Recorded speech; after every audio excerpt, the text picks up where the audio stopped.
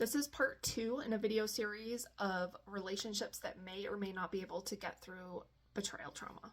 Part 1 was relationships that might be able to get through betrayal trauma, and this is part 2, and this is going to be the types of relationships that I think will not make it through trauma.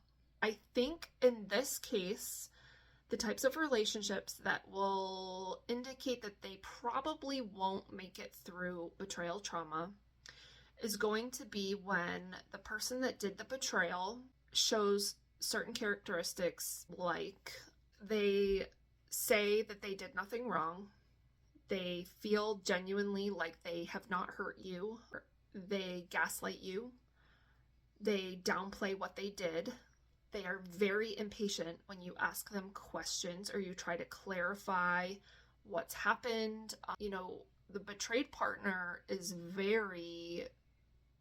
their whole world is upside down, and they are trying to navigate what is reality and trying to gain a sense of not just self-trust, but like trust of the world around them. And the only way you do that is through asking questions. And if you are with a person that betrayed you, you are going to have a lot of questions. And if the person you're with is not tolerating questions, it's not going to work.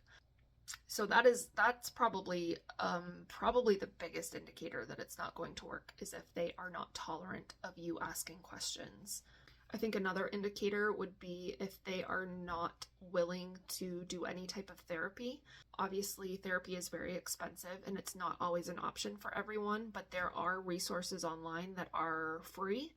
So not necessarily that they aren't willing to do therapy, but they aren't willing to do work. If they do not take free time, everyone has a smartphone these days. Google is in your pocket 24 hours a day.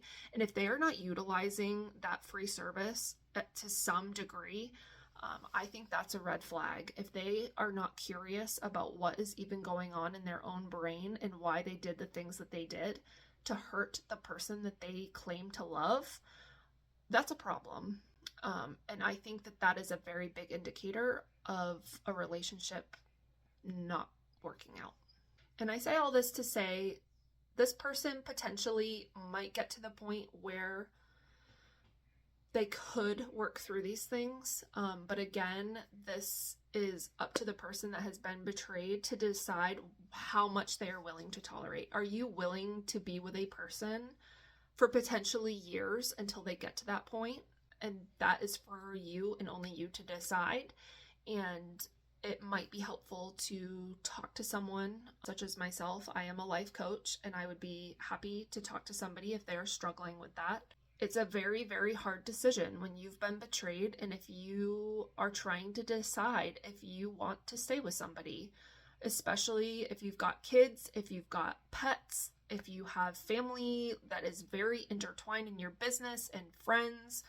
It is not a simple just leave him kind of situation. Sometimes it is, but most of the time it's not. So that's my little speech on relationships that I think will likely not make it through betrayal trauma. If you have any questions about that, please feel free to either drop it in the comments, or you can always message me, or if you would like to email me, my email is betrayalhealinghub@yahoo.com.